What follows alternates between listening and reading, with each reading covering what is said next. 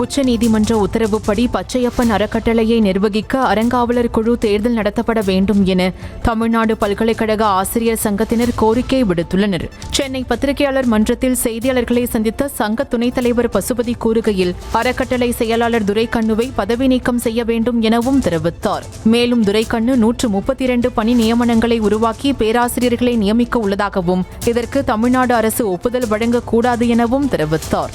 இடைக்கால நிர்வாகியும் செயலர் என்று கூறிக்கொண்டிருக்கக்கூடிய துரைக்கண்ணு அவர்களும் 132 பணி நியமனங்களை உருவாக்கி அதில் பேராசிரியர்களை நியமிக்க உள்ளார்கள்.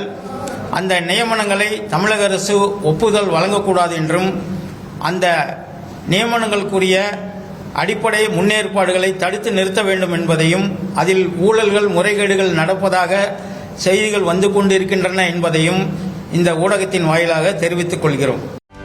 செய்திகளை உடனுக்குடனும் துல்லியமாகவும் தெரிந்து கொள்ள சப்ஸ்கிரைப் பண்ணுங்க.